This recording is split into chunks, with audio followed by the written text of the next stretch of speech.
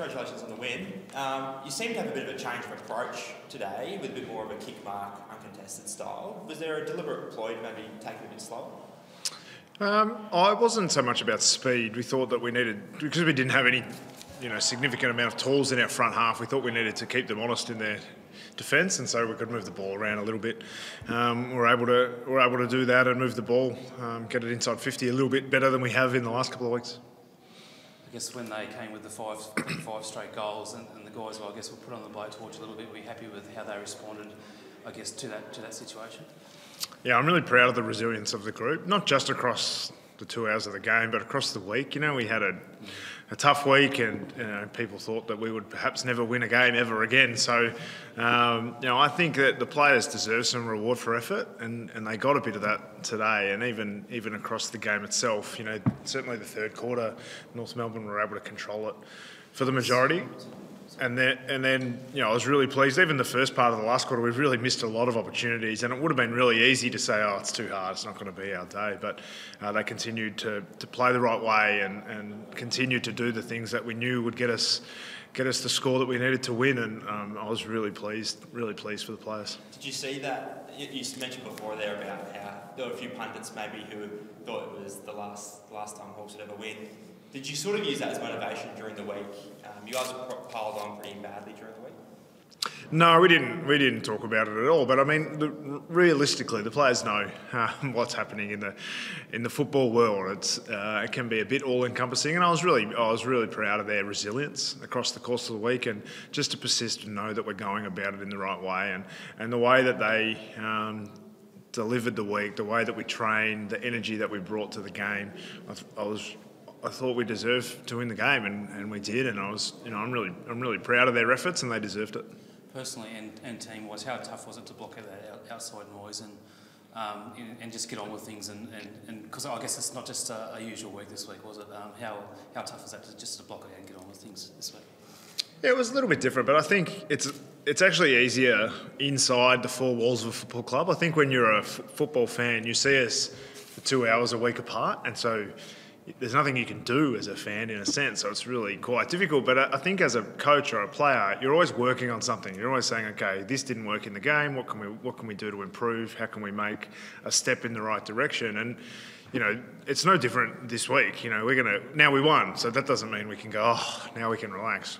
We're on a long process, and today was a step in the right direction, and we're going to continue to make progress to make sure that we can put strong performances together, not just for 3 quarters of one game, but week after week after week, year after year. And today was a little bit more of a forward step than we've had over the last 2 weeks. You're obviously part of some really successful Hawthorn teams down here in the past. Did you sort of try and use your past experiences, under Clarko to guide how you played your style today?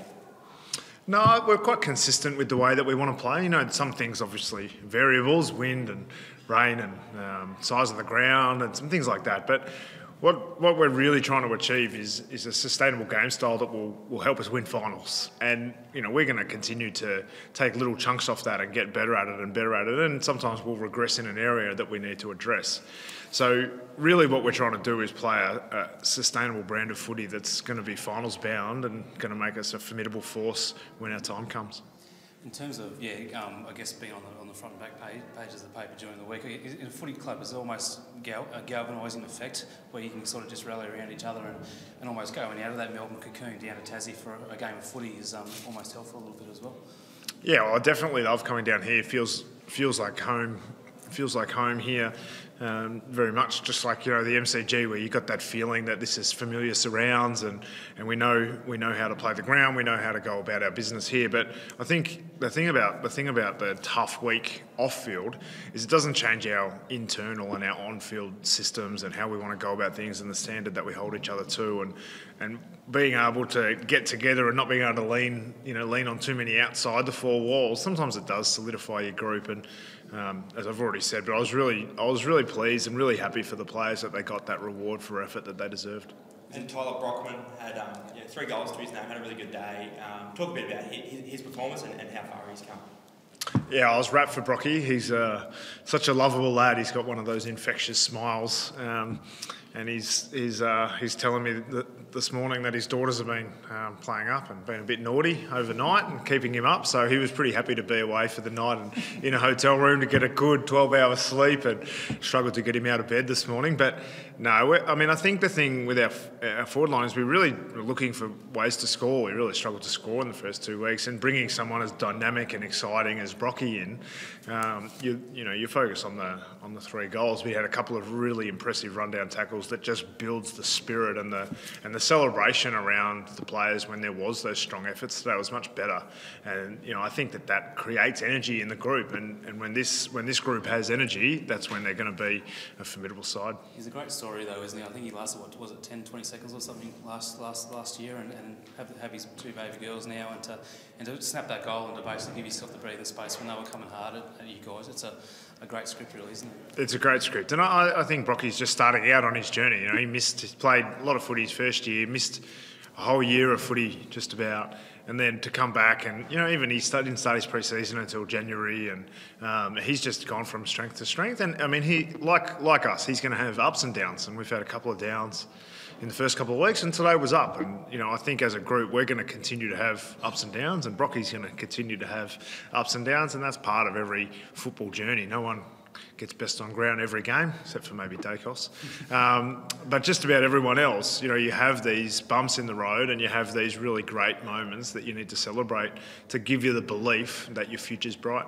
Will Day showed, I guess, why you put him in the midfield, his composure at times in certain situations, and that was fair to say his best game in the midfield so far, and he really almost best on ground today. Yeah, I think the thing with Will is because of his physique, we always look at his composure and but he's actually really tough. If you watch his vision from last week and then this week, as I was about to walk over here, he was having stitches taken out from above his eye from last week's game. So he is genuinely tough, and he got hit today quite a few times hard and just bounces up and doesn't affect him, and he continues to play the right way.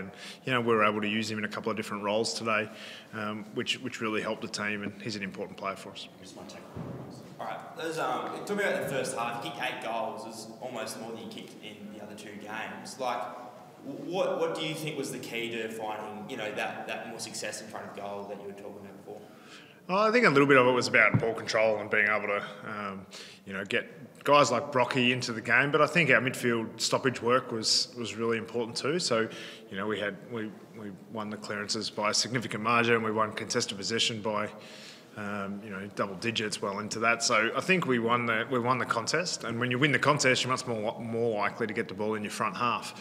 And so in both of the last 2 games, we might have won. We couldn't lock it in well enough when we did go forward, but I think the forward pressure and our intensity around the ball and the effort around tackling and second efforts was a step forward for us today. Thanks, guys. Cheers.